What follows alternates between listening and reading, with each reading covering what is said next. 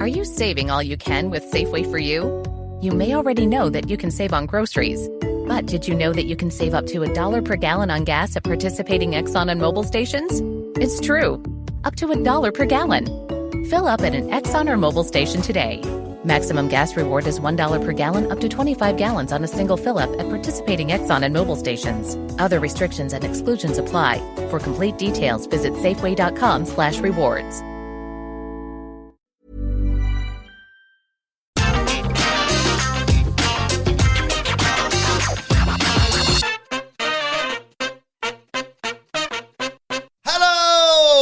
Welcome to the AEW Dynamite Review. I'm Adam Wilborn from What Culture, joined by one of the Dadley boys, Michael Sidgwick from What Culture, to review everything that happened on last night's episode of AEW Dynamite. But before we get into it, if you're a fan of this sort of thing, make sure you subscribe to What Culture Wrestling on either iTunes, Spotify, wherever you get your podcasts from, for daily wrestling podcasts, where we not only review AEW Dynamite, but also AEW Rampage, Raw, SmackDown, NXT, pay-per-views. We have interviews, roundtable discussions, and a roundup of the week, complete with a bloody quiz, of course, on Wrestle Culture. As I said, though, joined by Michael Sidgwick to review AEW Dynamite. Michael Hamflett still enjoying that well-earned week off.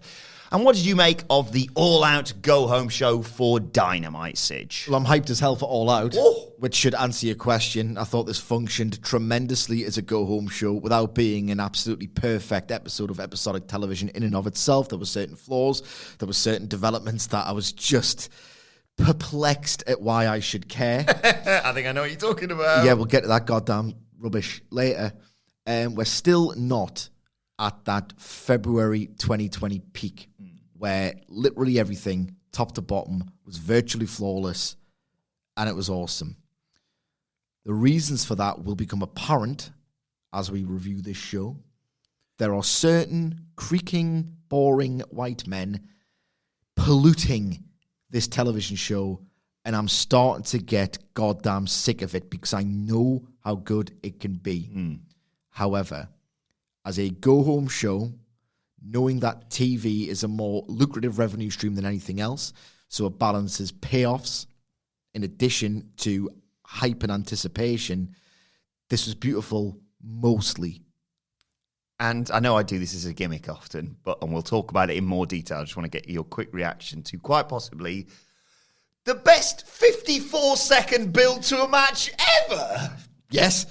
I mean, I've literally written it verbatim, yes. So we'll get to that in due course. Let's start with FTR versus Santana and Ortiz, as you sort of called.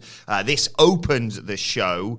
I'll run through the action, and then we'll talk about what happened, because I know you had concerns going into that, and see if this match addressed that. Lovely touch, of course, FTR wearing the Bobby Eaton-inspired gear. Really like that. Santana and Ortiz coming out in their face paint to show they're really bloody taking it seriously. We start off with Dax Harwood and Santana. Very even, of course, these two teams. Breaks down basically to a free-for-all. Santana and Ortiz take him out to the floor with a clothesline and hit a wonderful double dive through there, which I know you enjoyed. They whip FTR into the barricade, and Santana flips off Ortiz's back into both of them. In the end, though, FTR recover. They do one of those blind tags where he just reaches behind him, still hand-slapping, not back-slapping, none of that bollocks, basically. All serious stuff here. And they take control. They send Ortiz into the post, and I think that's when they go to a break. When we come back, FTR still in control. Cash has ripped off the turnbuckle pad, and they're trying to use that whilst the official is distracted. Santana stops them. Ortiz comes back. Santana basically makes a one-man comeback later on against both of FTR, hits the Three Amigos, gets a huge reaction from the crowd, goes for a frog splash, nails that, 2 count off the back of that. Santana and Ortiz then hit that double-team wheelbarrow cutter and a German suplex, but Cash comes in to break up the fall. Dax hits that spike brainbuster, which of course won them the match previously, for a great near fall. Santana and Ortiz go for the street sweeper. Dax breaks it up. Cash hits a gory special facebuster for a near fall. And then they're setting up for that one where one of them hits a superplex and the other one hits a dive on the ropes, but Santana and Ortiz foil that. They did manage to hit the big rig, though, to get a near fall broken up by Santana with a big dive. right at the last second. So then Santana hit a rolling cutter, Ortiz hit a lung blower, Santana hit a thrust kick, and then they hit that double team inside-out suplex. 1, 2, 3. Santana and Ortiz finally defeat FTR. I mentioned at the beginning there you had concerns, particularly off the back of the last match. Did this match allay them for you? Yes, this was excellent. I still think they have a better match in them. Bad news, good news first, because, I'm a glass half full guy. I like to leave people with a nice feeling. So the bad news was FTR's heat sequence dragged somewhat, lulled somewhat at the midway point. There was one kind of awkward timing miscue that I was a little bit confused by. Deeper into the match before that electrifying finish. Was that the superplex bit? Yeah, he was almost like waiting to be caught on the top rope to break it all up. Yeah, just a slight timing miscue But there. I suppose you could argue, he was still getting in position because his arm, he couldn't quite lift himself. That's another thing. They tried to play off the story of the original match, as all great sequels should do. So I think that was a part of it, and I don't know if it didn't work because it wasn't articulated enough by the commentary team when they tried to do a callback to the spot with Cash's arm. The commentators should have sold that with abject terror, and they kind of lost it altogether. But beyond that, FTR in the opening 3 minutes of this match were absolutely sensational. The function of an amazing Southern-style heel team is to be in position with Swiss watch timing to make the baby faces look like these athletic wonders. The first 3 minutes, they were exceptional in that role. They made Santana and Ortiz, and I'm not saying they carried them, but I'm saying their role in this match, in this genre, they made them look absolutely awesome. That was great. The middle was a little bit baggy, but the timing on everything, like the timing on that big rig save, one of the closest near falls I can remember in quite some time. That was tremendous. Using the brainbuster as a near fall was tremendous, and it was almost, there was nothing serendipitous about that first match at all. But if you're going to use anything from it, you've restored the power of a signature move effectively by using it as a near fall in the sequel. That was tremendous. The all action save spree in the finale really elevated this match after that baggy middle, and I still think they have an even better match in them. Maybe we'll see it, maybe not, but at the very least, following that match, and I didn't have this feeling at all after the first, even before the injury, I would desperately love to see this get rammed back. The gear looked incredible. They should simply wear that all of the time. Loved it. It wasn't just a beautiful tribute. They looked awesome. Yeah. They looked like a totally beautiful, modernized 80s tag team wearing them. Yep, this is great. I still think they have better in them. Maybe they're holding back on that match, because I agree. I think there was still, it was far better than the last one, which had its issues before the injury. Maybe they're waiting to run it back later down the line when maybe Santana and Ortiz are tag champs, because we've discussed in the past that possibly them being the ones to take the tag titles off the Young Bucks. Of course, the team that really should do that is 2.0, and they came next. They were stood there with their, quote, son, Daniel Garcia. They talked about, the big CM Punk versus Darby Allin match. They said they're excited about it. Not to see the match, to take the match away, because they're going to beat the shit out of Darby Allin, basically. And Garcia cut a promo because he's going to be facing Darby Allin on Rampage this week, saying he was going to twist Darby Allin's body and hurt him in ways he couldn't imagine. My only issue is this, they probably just spliced in that footage of him torturing Matt Sydal, because I just love that submission that he does. Yeah, absolutely. And that was followed by a promo by CM Punk. I apologize for this in advance, just said your tweet on the news about this. I did give you credit for it, but you nailed it, so we'll talk about it in a second. Because he comes out, he milks. He appreciates the CM Punk chants, asks if we're sick of him yet. He says, it's all too good to be true. I could spend weeks and months just feeling all this love. There might be some people who are getting tired of it real fast, but he isn't one of them. He's doing his best to enjoy it while it lasts. He knows on Sunday against Darby Allin, this all could end. He's not wrestled in 7 years, he reminds us. He's nervous, maybe even scared. There's a "you still got it" chant going on in amongst all this. He said, knowing that it all could end, though, he's got a promise for us. He promises that every time he laces up his boots and comes down that aisle, he'll give us, bang, in comes Daniel Garcia in 2.0. 2.0, mark it down in the history books, the first people to lay out CM Punk. Brilliant. They beat him down. Punk did get some offense in. He saw him coming, the crowd reaction. He's not complete dumbass baby face, basically. But the numbers game, obviously, catches up to him. They beat him down until Darby Allin and Sting make the save. They come out to even the odds. They beat all of them down. They all hit their finishers. Scorpion Death Drop, Coffin Drop, and a GTS on, I believe it was Jeff from 2.0. He hit it on. Huge bap from that. And then it was Sting's turn to get on the microphone as, oh, what a shot that was. Darby Allin and CM Punk go forehead to forehead. Sting says, look, he's always wanted to share a ring with CM Punk. Mucho respect. He didn't quite say it like that. It just tickled me that he says it. It's like when he says the first line after he beats Hogan. I can't remember.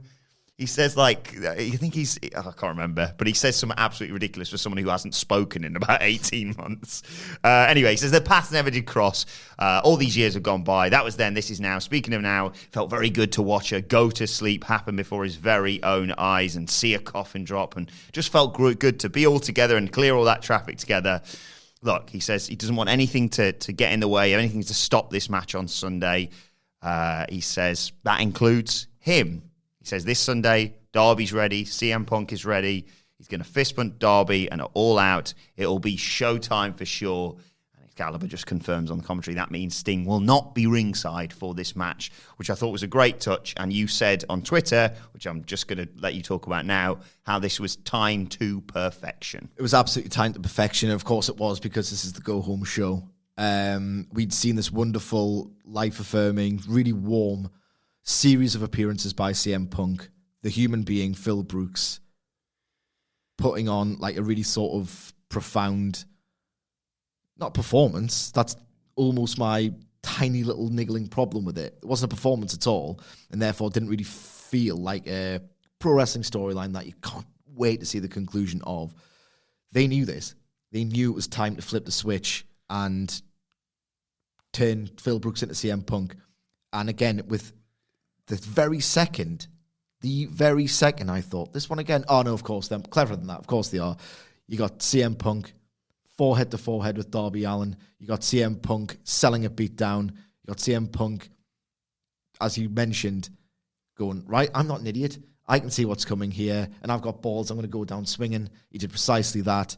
His punches in the corner, they got such little evidence to analyze of, is Punk back? On the briefest glimpse we got, which was all we needed. Yeah. Because you want to see so much more of this. Oh, we have to pay $50 to see it. Well, of course, I saw that brief tantalizing glimpse. All of this was measured to total perfection. I love the nose-to-nose, forehead-to-forehead thing. It's like, they're going to have a fight. They respect each other, but they are going to have a fight, and CM Punk's going to wrestle. All of that was great. His punches looked great. The GTS was pitch perfect. One of my favorite things about the segment is that Sting, and this is magical, incidentally, has somehow been presented as, I remember how the kids in 1988 felt about the Stinger. We're going to make 35-year-olds feel that about 62-year-old Sting. And the magic is Sting can go to a standard where he can pull off that role.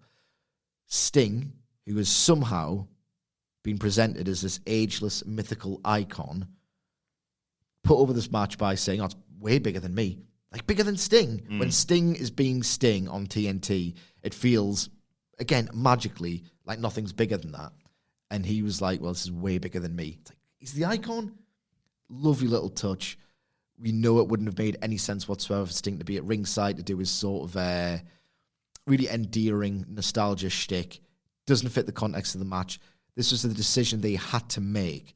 But framing the decision like this, Showtime, but not for me, really put over how enormous this match was. I got the glimpse of really real CM Punk that I needed. A sense of competitive animosity that just about went over the line of this mutual respect. Electrifying tease of what CM Punk can do. Awesome. You can tell I've been watching 2 days of WWE prior to this, because when he was cutting that promo, I was like, oh, this is great. Mamacita, that's what he yelled after he didn't speak for ages. I've just remembered. But because of my WWE head, I was like, oh my God, he's going to name himself special guest referee. And I was like, don't do it. Don't do it. Please, no, don't do it. And then, of course, he just went, no. Like you say, put the match over huge. Quite right. And just like you say, the brief glimpses of the punches in the corner and the GTS, obviously. And yeah, the story of Darby Allin saving CM Punk to make sure maybe that's going to be repeated on Friday. We'll talk more about that, of course, in the AEW Rampage preview tomorrow. And then they can do Punk and Garcia on Dynamite. Or Punk versus 2.0, and that's his first loss. Right, we had a video package for Kenny Omega versus Christian Cage with all the people on the broadcasters saying what they thought about it all, and Paul White finished by saying, All Out might be the worst night of Omega's life. Lovely touches all amongst that. And then we got the sit-down interview with MJF, introduced by Tony Schiavone as the most disgusting and despicable individual he's ever met.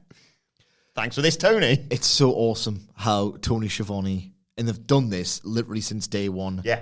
Where Tony Schiavone, I think on the very first Dynamite, well, no, he's a cocky prick.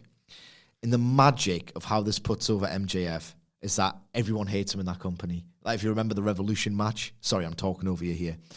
The magic of the Revolution match is like Cody was about to whip him with a belt, and the ref, I think it was Paul Turner, was like, no. And Cody gestured towards him to say, like, come on, it's him. It's him. He's like, go on then. You can have one because everyone hates him. And it rules, and it's so effective that Tony Schiavone hates him, because Tony Schiavone, to glorious, just so charming effect, plays the guy who loves everything about AEW. It's a flip. It's like in 2040, you'll see someone do a Tope Suicida, and he'll still love it.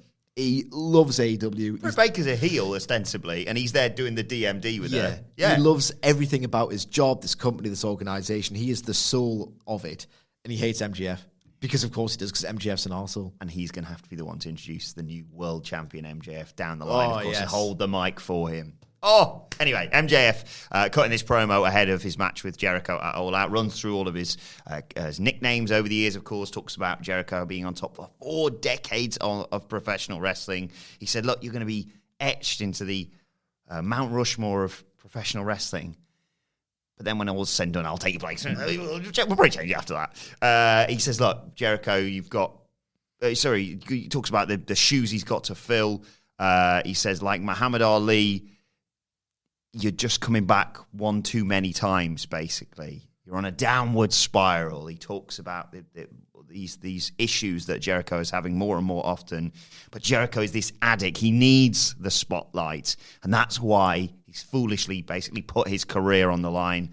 And at All Out, MJF will end one of the greatest runs in professional wrestling. It is poetic, he says, that the same yearning that brought Chris Jericho to the dance will be the reason the music dies. This is why I love MJF's promos, because, in terms of what we always say, put your opponent over, but still say, it's going to be bad news for you on Sunday, personified there. His delivery was exceptional. The content of the promo was brilliant. It was almost chilling. It was that he struck that note of, can you really be saying things like that? Like calling Muhammad Ali's brain scrambled and stuff. It was just, but he's a heel, so he can, Indeed. Enough time has passed. It's not cheap. This was incredible. Dark tone, and it had to be. He's doing the big sell for the pay-per-view. His delivery was exceptional. The tone was brilliant. I was most impressed with... He's got such a wonderful rhythmic delivery where he can just... It's like a scattergun. He can rattle off his spiel. And he did that to wonderful effect by chronologically running through all of Chris Jericho's nicknames. And in about, 4 or 5 seconds of TV time, with his wonderful delivery, this is before he even says anything, and what he said was brilliant and affecting and, very much on the edge, as we said. Before he even said anything, he's captured the sheer heft, longevity, versatility of Chris Jericho's legendary career. Lionheart, the man of 1,004 holes, Le Champion, all that sort of thing. Absolutely incredible stuff. He's done the thing that we bury people in WWE for doing, but it's MJF and he pulls it off magnificently. He's read his Wikipedia page. Yes. And he's put it over because his delivery is so awesome. He really felt like not a performer. There's an element to MJF stuff where he loves the spotlight and it's all in character. This felt like possibly his most real AEW promo yet. He wasn't trying to bait the crowd. There was no crowd there to bait, of course. He simply came across as this bone-chilling sociopath who's not in the business of riling up the crowd or mocking people.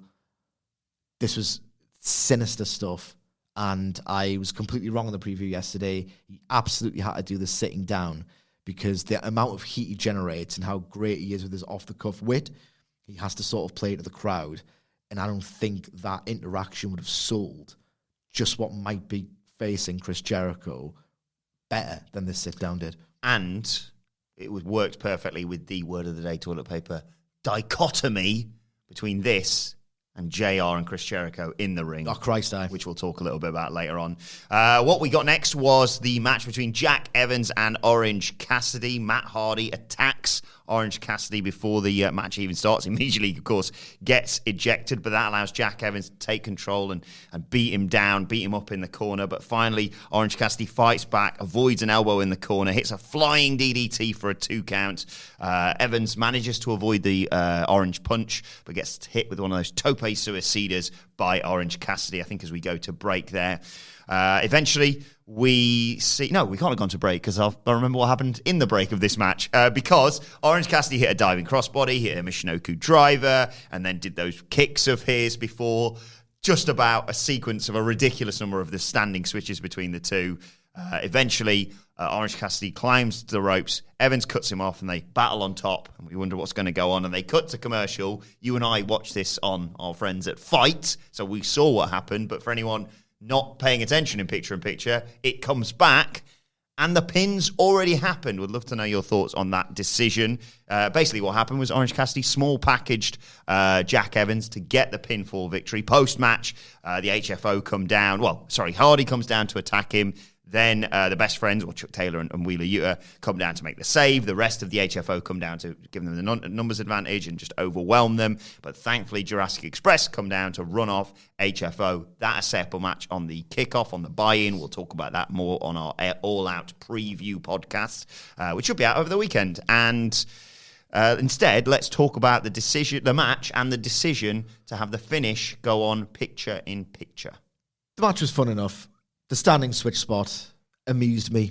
Yes. It did. It was pretty much sub-Chikara / house show fun.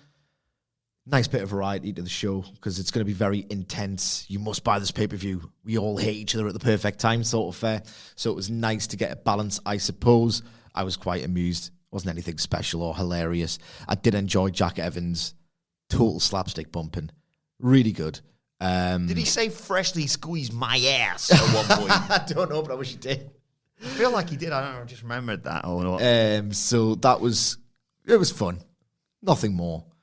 I'm in support of ending the match in picture-in-picture to a degree. Mm-hmm. I think it's good that they've established that it could happen, right? But at the same time, they're not going to do it all of the time. The precedent that they've set isn't really going to mean anything, and I don't know if it necessarily should. I mean, I guess it's nice. It creates a sense of realism. Mm-hmm. It, in terms of your TV viewer retention strategy, it in theory makes people think, a pivotal match might end during picture-in-picture. It won't, but they might dupe them.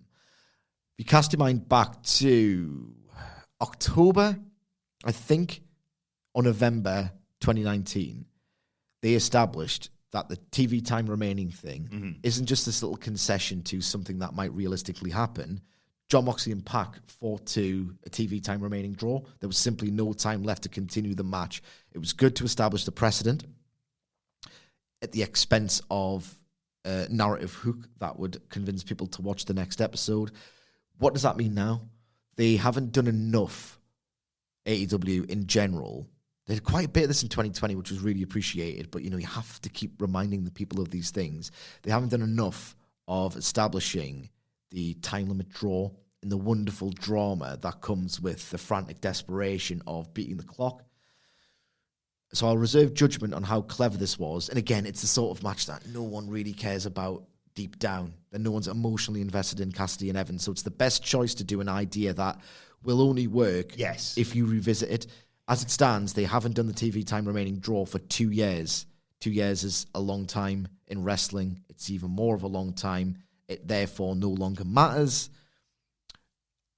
Let it play out, except this time it's not ironic because it's AEW, so you're allowed to actually invest in these things. Yeah, for a split second, I'll admit, I was like, we're watching on Fight, so it's a different experience for us. So the finish happened, and then Excalibur does the welcome back to Dynamite. The match is already finished. So that was kind of surreal. I was taken aback because usually you can tell they do a big pan out shot and go, we're back here on Dynamite. It's like 5 seconds of silence. And then they didn't do it. I'm thinking, oh, that must have happened in the break. So it did take me aback. But yeah, I initially went, oh, that's weird. And then I thought, I quite like it, actually, because I always used to think, they used to do this, didn't they, when they had like Formula One on ITV here in the UK. And it's not like they can go, right, lads, we're going to a break, so no one overtake anyone. Like, you'd come back sometimes and they'd be like, Schumacher's winning somehow. And you're like, what? So I do like that. And the way it instills in the audience, the thought process of, it's not just don't look away, i.e.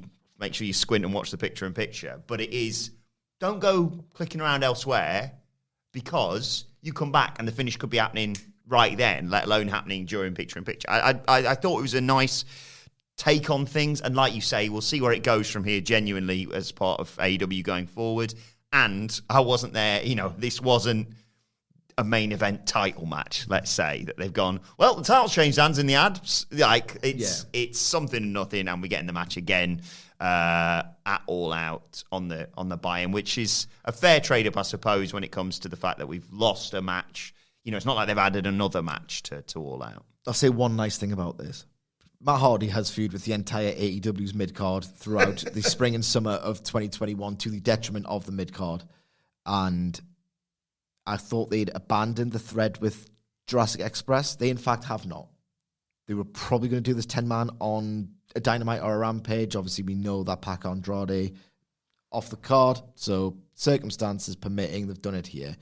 That lets you know that they are doing so much work in the background that missing out on a pay-per-view match that they've promoted heavily isn't necessarily a disaster because they've done the work elsewhere. God, Matt Hardy isn't doing anything to get these people over realistically, and that's his role.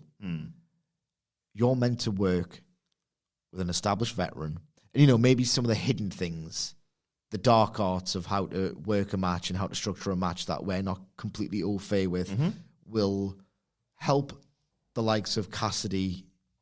I think he's an awesome in-ring storyteller anyway.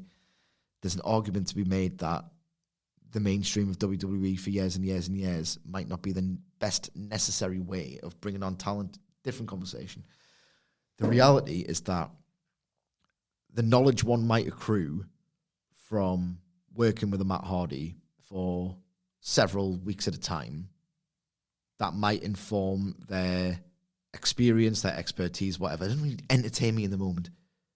Just have him as a backstage coach teaching psychology class if that's the case. No one feels any more hot working with Matt Hardy after the fact. And that wouldn't be an issue if he wasn't on television every single week, when there are certain performers like Sammy Guevara, Hikaru Shida, several more, John Silver, who aren't getting the same amount of TV time. The trade-off simply is not in the favor of the audience. I'm getting bored. He's not burying anyone. He's not dragging anyone down, but no one's better off. No. His opponents, the fans, I still think he's got a role to play. There are certain Matt Hardy promos that have popped me daft, like when he was falling asleep after losing to Christian Cage, because I think his 4th child had just been born. He's got a sense of humour. He's done some fabulous bits on BTE. there is a rule for Matt Hardy to play. I don't want him to play this one. Yeah, that's fair. Right, let's talk about Eddie Kingston and Miro. Now, there are a lot of times on other podcasts, maybe, where you'll say you're talking longer than this actually took place. Normally when it's regards to a match on Monday Night Raw, for example. That's going to happen here, because I've already talked about it for about 20 seconds. This whole thing went 54 seconds, I believe.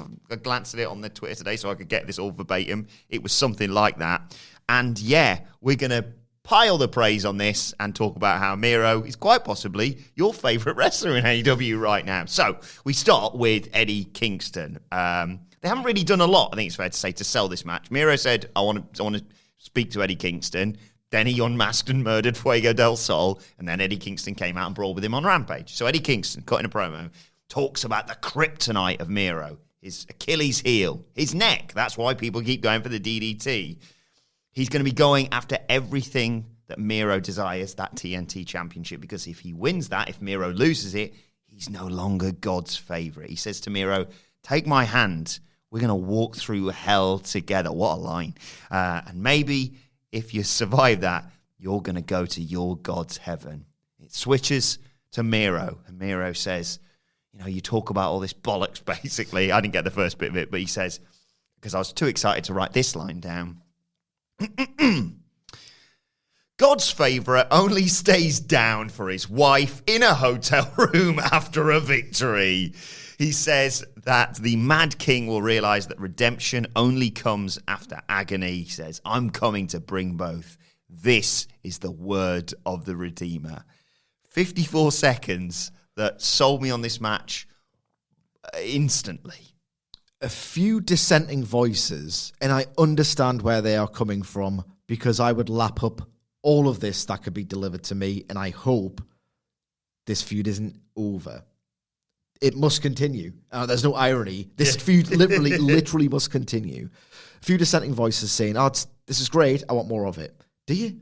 Or do you want two incredible badasses drenched in machismo to sell you on a match in under a minute?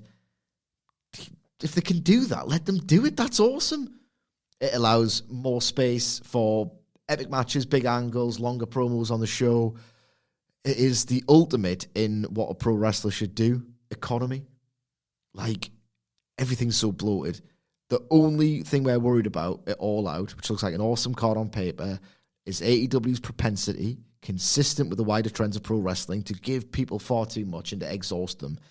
If you can do your stuff to this incredible level and get it over in a tiny amount of time, yes, please, thank you. You don't need any more than this. Me and Murray have got contrasting wrestling philosophies. He says it's better when it's totally basic. Not basic as in bad, but the most elemental stuff done expertly. I prefer an intricate saga along the lines of a Hangman Page and Kenny Omega. My God, I almost had a paradigm shift of my own watching this. How much more needed to be done other than this immaculate 1 minute of television? The story is so goddamn simple, and it's delivered in such a cool way. Eddie Kingston saying, take my hand and walk through hell. That's like, what I love about Eddie Kingston is that he sees an honor in fighting, and I love that. And what I love about Miro is that he is simply just the man at the moment. Top shagger, invincible hard bastard, scary individual. This match is going to rule because Eddie Kingston, as promised, is going to drop him on his neck with suplexes. The near falls are going to be electrifying. The tough guy machismo, no selling posturing is going to be just proper real champish. And for all the people who say, AEW does all this flippy bollocks and kicks out of everything, this match centers around a DDT, let's not forget. Yeah.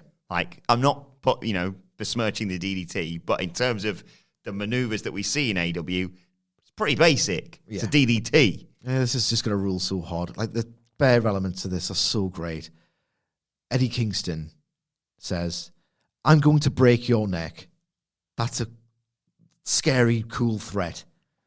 In response, Miro says, I only lie down when my wife sits on my cack. You put him over as this invincible ladies' man, except he's loyal as well. He's only got one lady in his life. His hot, flexible wife. I said this to you this morning.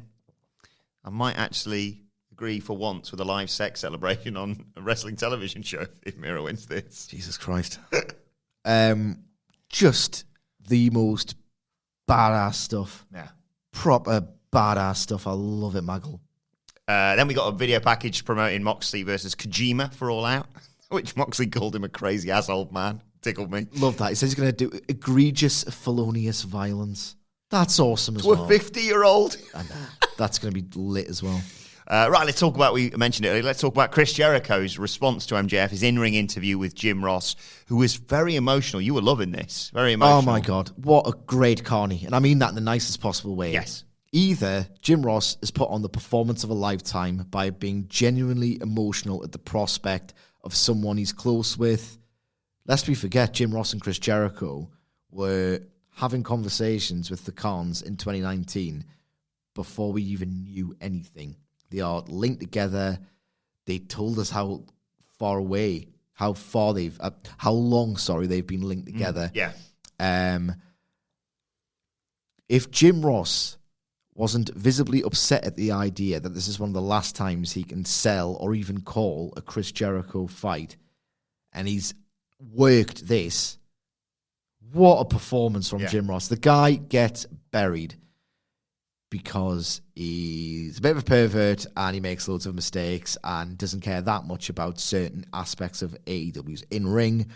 I have to put him over specifically to the hilt here. Incredible work. And if it isn't a work, great. Have people show emotions because that's what it's all about. Well, I'm not sure about that. There's no emotions in wrestling, mate. Come on. Jericho gets on the mic and does, "Welcome to Chicago is Jericho." He talks about starting his main event journey in just business 22 years ago in Chicago. Talked about JR recruiting him, as you mentioned, to start that journey. JR, quivering in his voice, asked why he picked such an extreme stipulation for this match with MJF. And Chris Jericho said, "Good question." Just very quickly, "MJF, you're a piece of basically. He said, "Look, you're diabolical, you're arrogant, you're just like me, and all you've got over me are those 3 victories, and I just can't let it go. The reason I'm here, the reason I came here, the reason why this whole thing started is because I can't be complacent.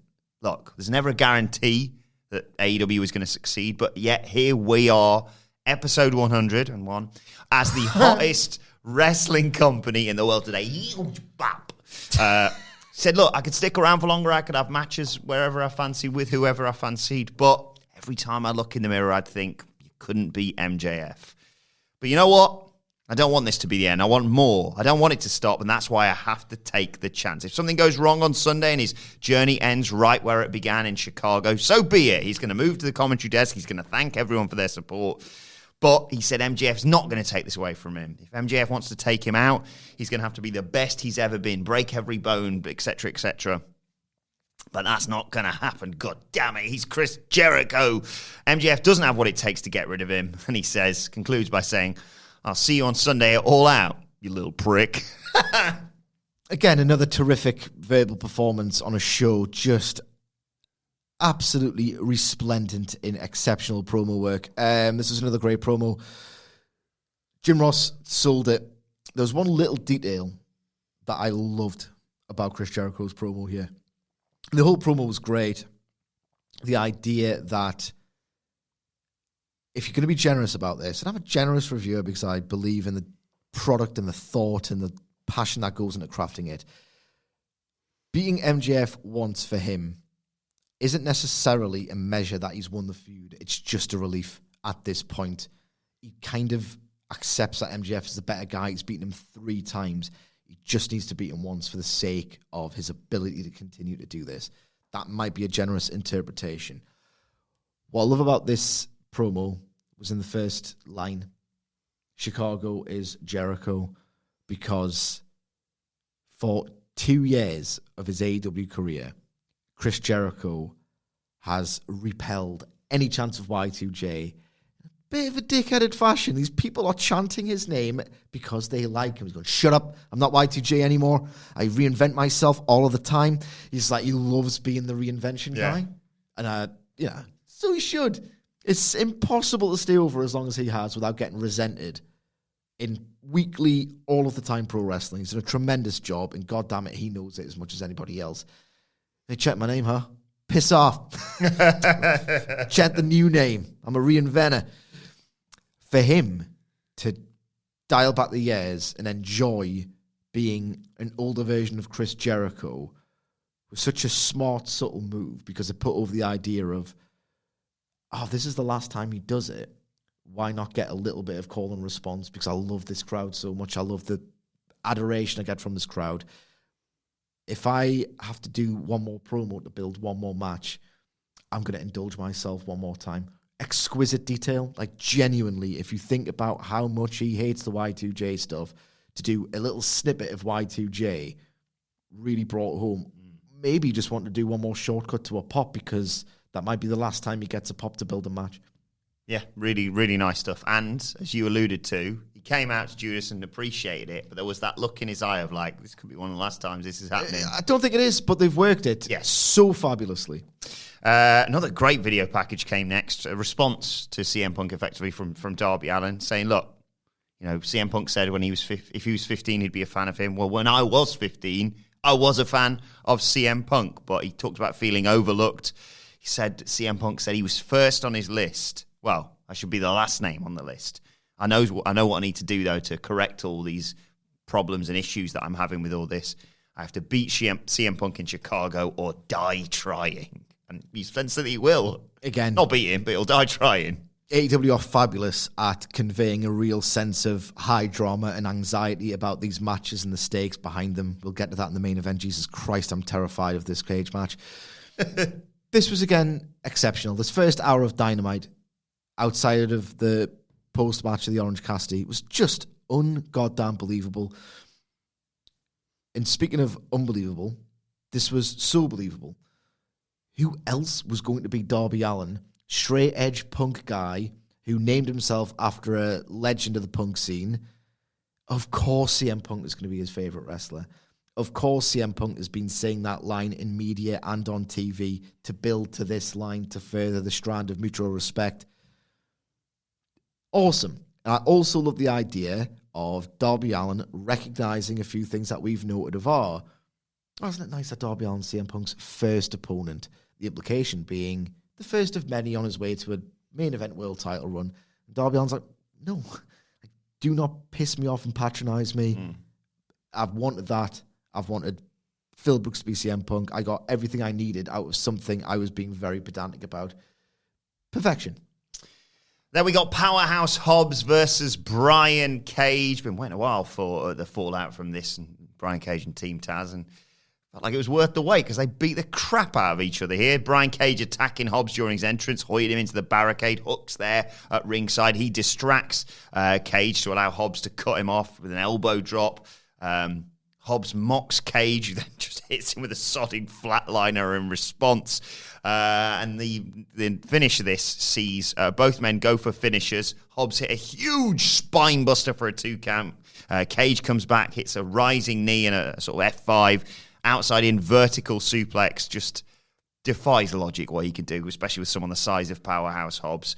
But as Cage looks like he's got the match won and he's about to finish him off and finally get that redemption, Hook jumps up on the apron in his leather trousers, distracts the official, and that allows Hobbs to push Brian Cage into the ropes, where Ricky Starks, the absolute beast that he is, jumps up on there, twats him with the FTW Championship. Hobbs hits his finisher. 1, 2, 3. What a brawl. I don't want to piss on your chips. I've got a take here.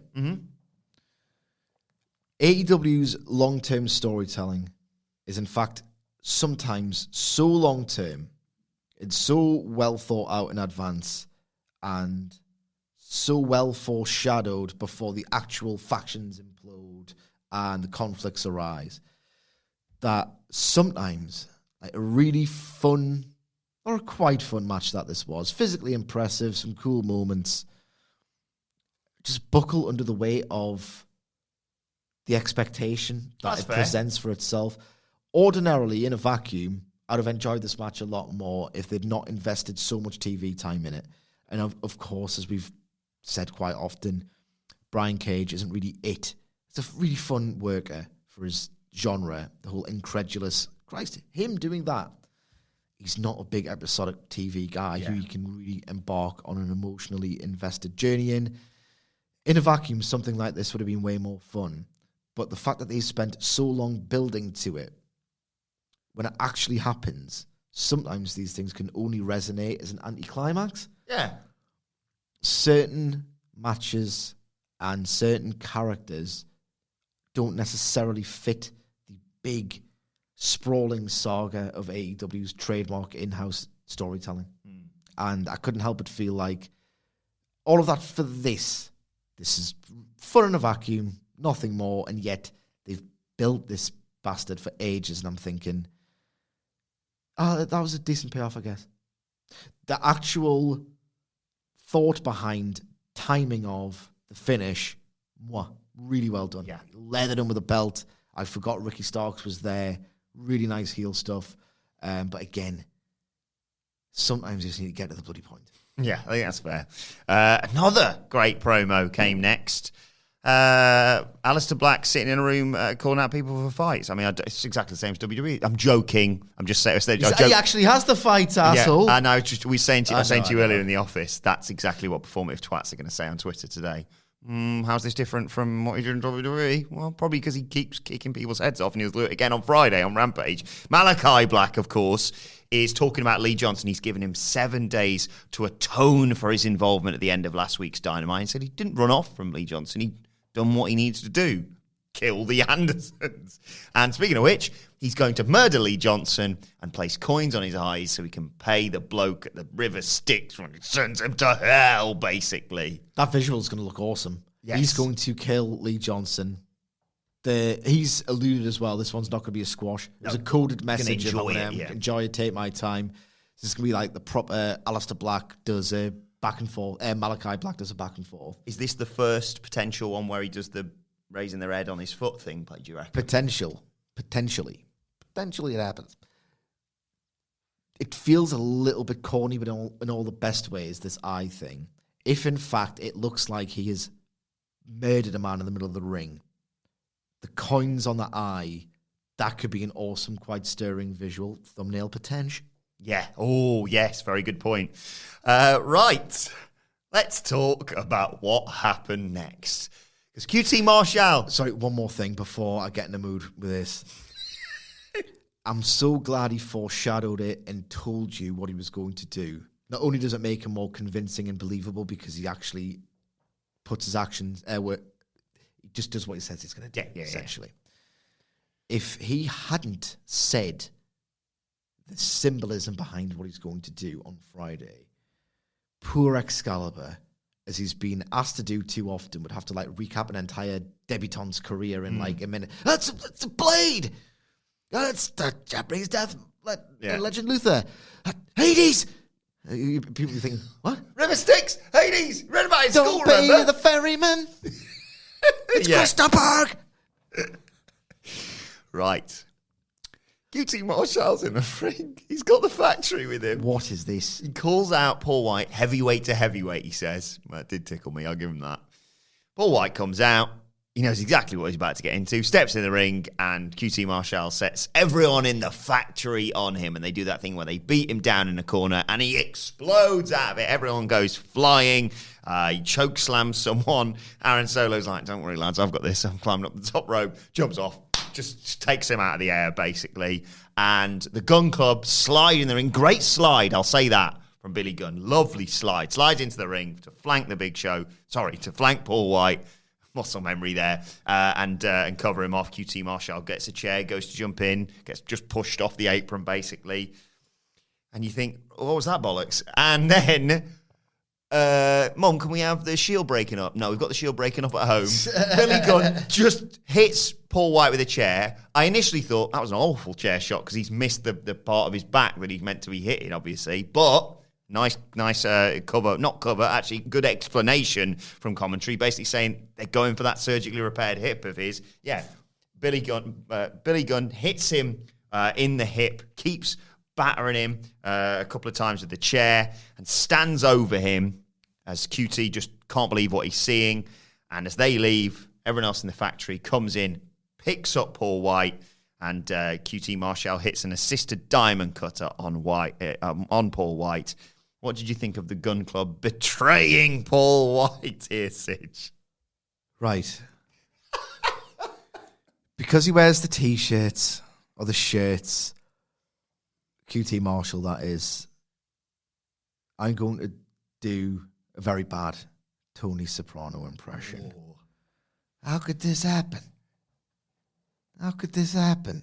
How could Billy Gunn and Paul White have a feud in AEW in 2021? I'm serious. I was mystified by this development. Mystified that they would do Paul White and Billy Gunn on telly in 2021 in AEW. But I'm legitimately asking myself, how could this happen? People, myself included, look at that diggity stacked AEW roster in 2021 and you worry how they're going to accommodate all of these names. The rotating cast, very good. But at the same time, people will forget about certain people, and it's hard to keep people hot. Yeah, at the same time, where's Hikaru Shida in all this? And I'm thinking, right, well, who hasn't been on telly for a while? Who was getting over on telly big to the point where you'd kind of want to push them and make money off them and present them as stars because people want to receive them as stars? Where's Sammy Guevara? All right, well, his TV time is now even greater premium because Paul White's having a feud with Billy Gunn in 2021. Where's Hikaru Shida? Hasn't done anything on TNT since Double or Nothing. Riho, thank Christ, is back and is fine after her poor adverse reaction to the vaccine. Still get vaccinated, you assholes. Oh, she can't really be in it because there's one women's match per week. Can there be two? No, we've got to make way for Paul White versus Billy Gunn in 2021. How could this happen? People say, oh, that's too much. You've got Kenny Omega. You've got Hangman Page. You've got John Moxley. You've got CM Punk. You've got Bryan Danielson. You've got Eddie Kingston. You've got Miro. You've got MJF. You've got Chris Jericho. You've got all of these names. This roster is unbelievable. Cody Rhodes, Malachi Black, the Young Bucks. How can you fit all of these, even on 3 hours? Well, there's got to be a way, because we're doing Paul White versus Billy Gunn in 2021 on AEW. How could this happen? I don't get... my mind was destroyed by this segment. You get just 3 hours of TV time. This roster... Billy, how does this happen? Yeah, I think it speaks volumes that when you and I met up or walking into work today, on this show, with all that happened on it, from the Miro Kingston promo to the return of Anna Jay, we'll get to in a second, to the closing angle, to everything that happened, FTR, Santana and Ortiz, MJF, Chris Jericho, the first thing we said was, so Billy Gunn tagged a big show with a chair last night. Billy Gunn is loved backstage. By all accounts, he's big banter Billy Gunn, really good coach. He's a coach, goddammit. He's not a TV star. So that's a bit of nepotism again, creeping into AEW at the expense of loads of people I want to see wrestle. Sammy Guevara, Hikaru Shida, John Silver. How could this happen? And Paul White, after looking lean and svelte and somewhat mobile in the last couple of times he's had to do something vaguely physical, looked thrashed here. Slow, lumbering. I know he's selling it to some extent. Let's move on. Yeah, more concerning is the fact that Andy Murray pointed out, oh no, this isn't going to be a 1 minute KO punch match now. You've got a body part to work, brother. I was going to work the hip for 20 minutes, and I was like, oh, God. Anyway, cheeky bastard that she is, Britt Baker had a special announcement next about a free agent signing a long-term contract with AEW. Before that, though, she announced she's bringing some star power to the Casino Battle Royale. Reba and Jamie Hayter are being added into it. The numbers in that are, I think there's only 2 spaces left. Where you have to be some, I don't know, iconic names to fill those 2 spots. Anyway, she says one of the hottest stars in all of pro wrestling has just signed a long-term contract with AEW, guaranteed to keep the ratings sky high. And that name is Britt Baker. Brilliant. She can make a match as well as that whenever she wants. So she's going to be facing Chris Statlander on Friday. Cheeky this, but I enjoyed it. I thought it was absolutely unbelievable. She knew what exactly she was doing. What a marvellous, resourceful bit of TV time this was. It built 2 matches, a Rampage and the Pape. It was a wonderful platform for Britt Baker to be piss funny and a great heel, and read it very much as a tacit tease that Adam Cole is in fact going to sign with AEW. I don't think she does this knowing that Adam Cole, I can't wait to see him in AEW. I cannot wait. Basically, ever rising Adam Cole made me not quit doing the NXT podcasts, and now that 3 of them, the 3 that I like, other than Cameron Grimes, you know, like Thatcher and Ciampa being facetious. Yeah. You got 3 of the guys I really like in NXT, in AEW, as Vince McMahon seizes control of what is ostensibly going to be main event with greener talent. I'm so excited. Can we please retire the NXT podcast? Yeah, it might be time to take it around the back of the shed and put 2 bullets in the back of the head. Double tap, boom, boom. I may have just said she's facing Chris Statlander. Woof, woof, boom, boom. I may have just said she's facing Chris Statlander on Friday. I got that wrong, of course. It's going to be Reba and Jamie Hayter in a handicap match on Rampage on Friday, which we'll preview on the Friday podcast about Rampage. Anyway, Penelope Ford, Tay Conti was next. Immediately, Tay Conti dives off the apron to hit a crossbody on both of them because the bunny is, of course, there from what happened on Rampage on Friday. She's hoying Ford all over the ring after the bell rings, of course.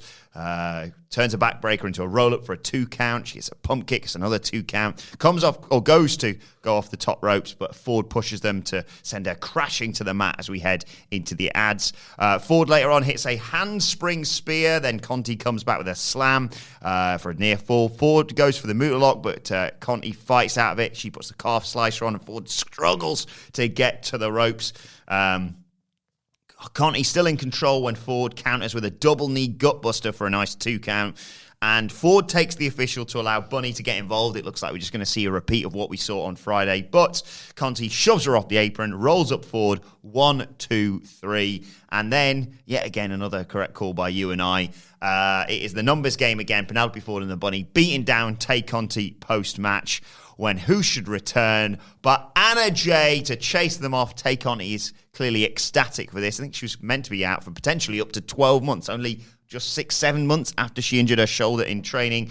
Anna Jay is back. She's going to be part of the Casino Battle Royal. It was a very quick call in Excalibur's ear by Tony Khan.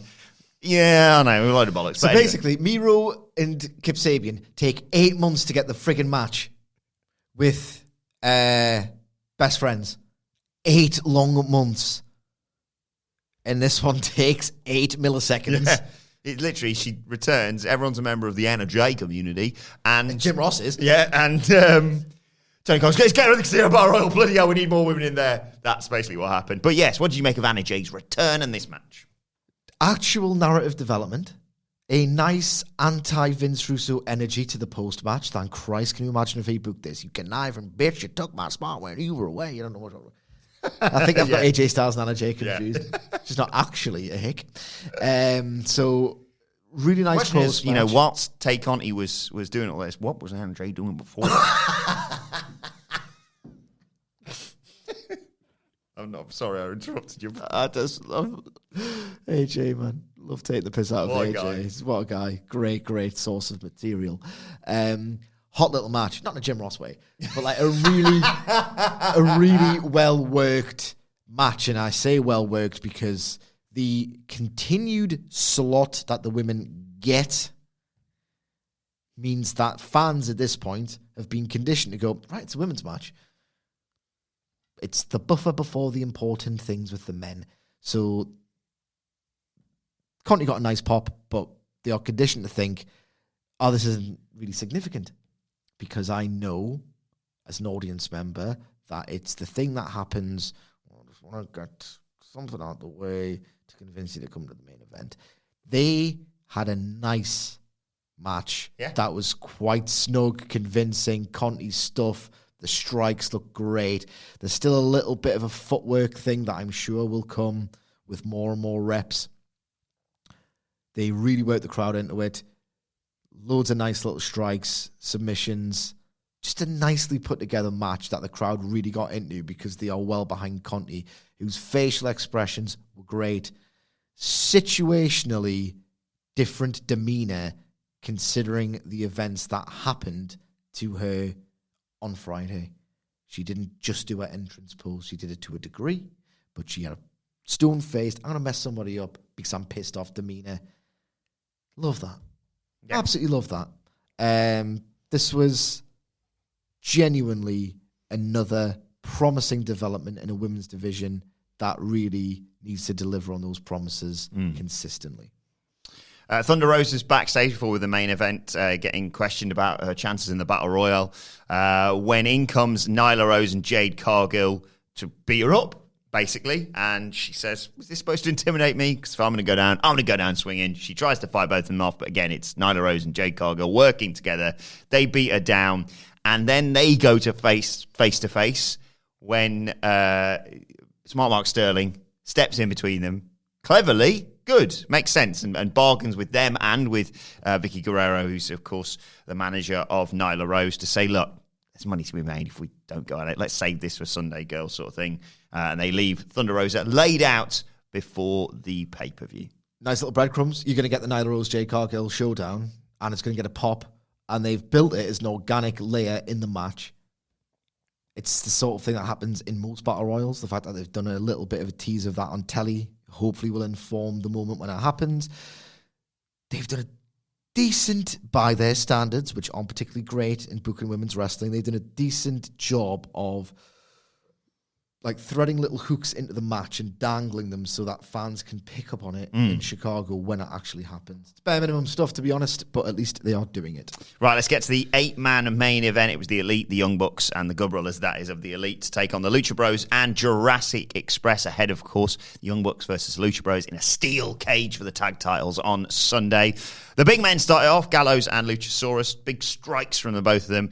Luchasaurus hit a nice vertical suplex to bring in Rey Fenix and Nick Jackson. They have a nice back and forth again. They tag in their brothers, effectively, for both of them, for a nice little exchange. Early on, sort of back and forth action. I think we go to a break quite early on in the match, during which Jungle Boy got power-bombed on the apron.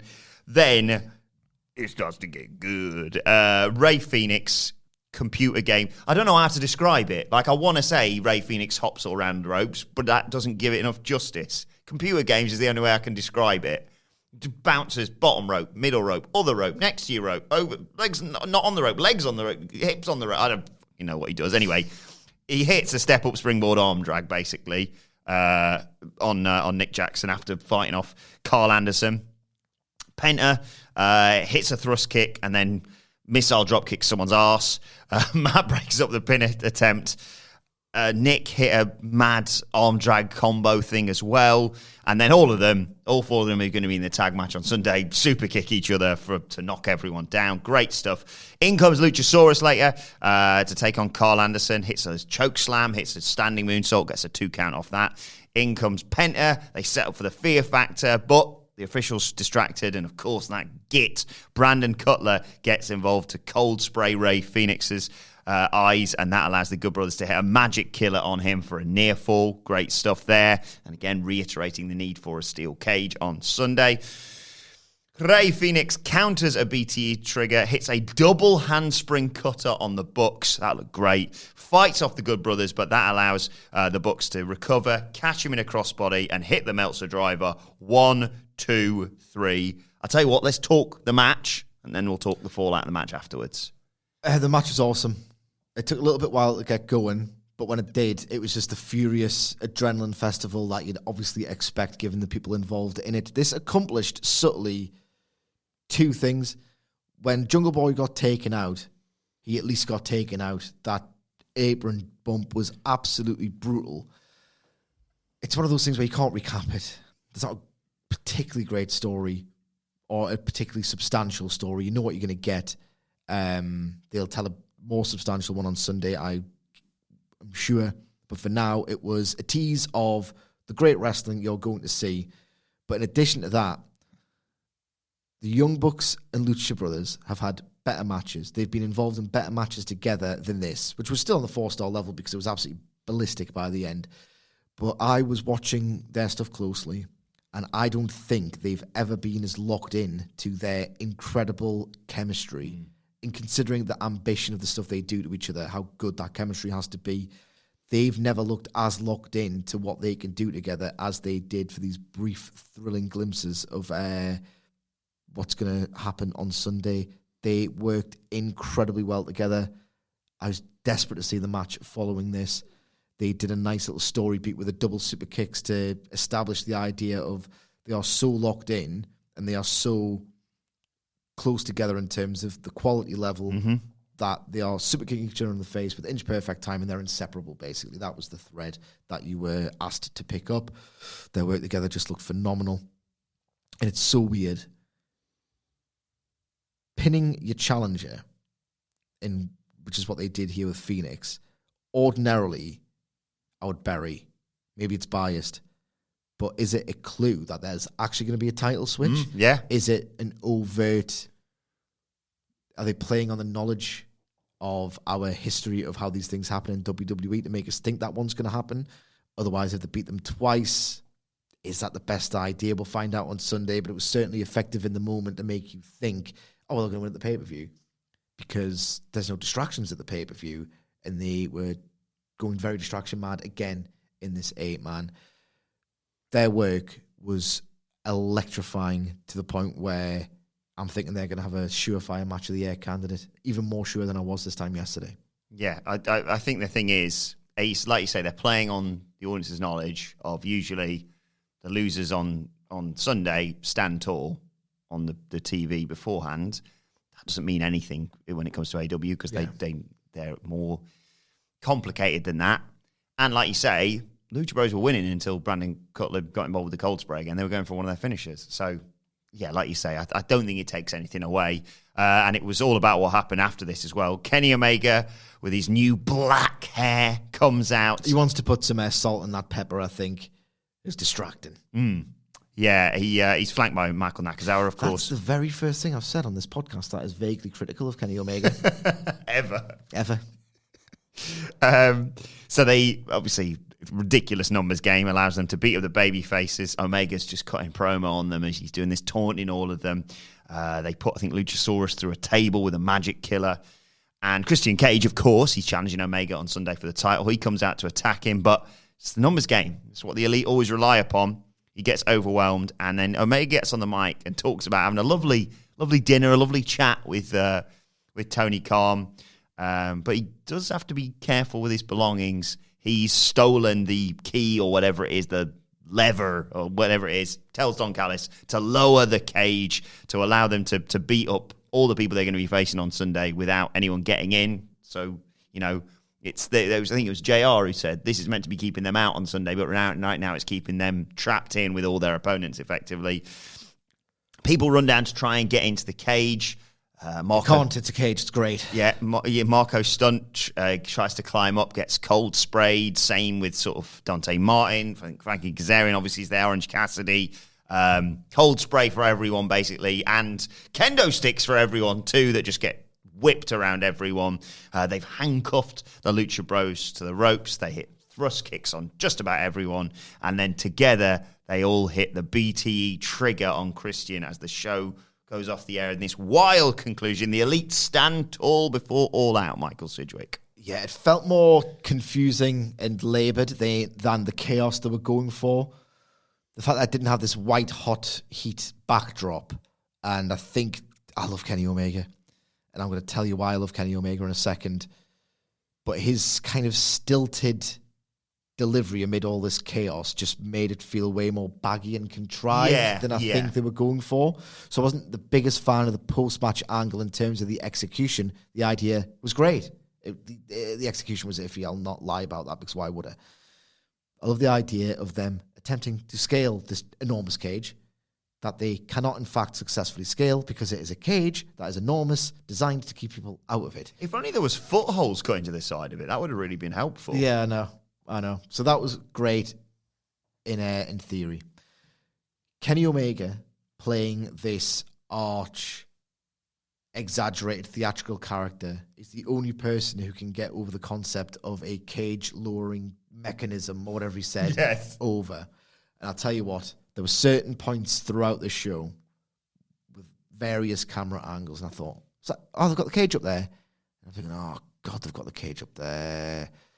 They're going to do the WWE thing where it magically lowers because, listen, you idiots, watch this. You're going to get a cage match on Sunday, right? Got it. Message received. I know what a cage match is.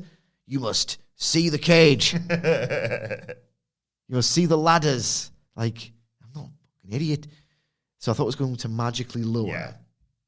But the fact that they've done that little wrinkle, that little storyline detail, no matter how, cartoonish. Tony Khan's cage lowering button, do not push. Yeah, it's a bit daft, but at the same time, I'm so glad they went to the effort because I hate the cage magically lowers because you idiots wouldn't think about it. You have to see it because you're morons. So they addressed that with a cute, wacky storyline detail that I appreciated, and they sold the power of the cage, and they beat down the baby faces you want to see win on Sunday. Just mostly glorious stuff end to end in the main event segment, but I did think that it was just a bit messy. Yes. Yeah. Maybe they went a bit early. I don't know. Like you say, it just felt like, do this. And like you say, he's like, watch out for this guy. Oh, hit him with a kendo stick. Yeah. Do this now. It felt a bit or much. Maybe callous. Like, Kenny Omega is a sensational promo. Callous is probably, because he's a great promo and a better commentator, is better at this kind of running commentary stuff that Kenny Omega does do a lot. And Kenny had to get physical as well, so he kept handing the mic to people. Yeah, it doesn't always land, this running commentary bit. Sometimes it does. This time it didn't. Callis, being a great promo and a great commentator, should do this running commentary bit. Yeah, absolutely. But in terms of a lot of what they did on this show, in terms of getting people to do the old shut up and take my money, I think they couldn't have done a lot more ahead of Sunday. Yeah, definitely. Great go-home show. Yeah, and looking forward to Rampage as well on Friday night. Let us know your thoughts on AEW Dynamite, though, on Twitter at WhatCultureWWE. Well, actually, they can follow both of us. You can follow Michael Sidgwick at Sidgwick. You can follow me at Adam Wilborn. Follow us all at WhatCultureWWE. And make sure you subscribe to What Culture Wrestling, wherever you get your podcasts from, for daily wrestling podcasts. As I mentioned, the AEW Rampage preview will be there tomorrow. And later on today, myself, Sidge, and Andy are going to be talking all about the potential of Daniel Bryan, or as I should start calling him more often, Bryan Danielson in AEW. God, Ambassador Day off spoiling us. Right, okay. We'll still get Billy Gunn versus Paul White. Yeah, swings and roundabouts. Yeah. How can it sound? Anyway, this has been the AEW Dynamite review. My thanks to Michael Sidgwick. Thank you for joining us, and we will see you soon.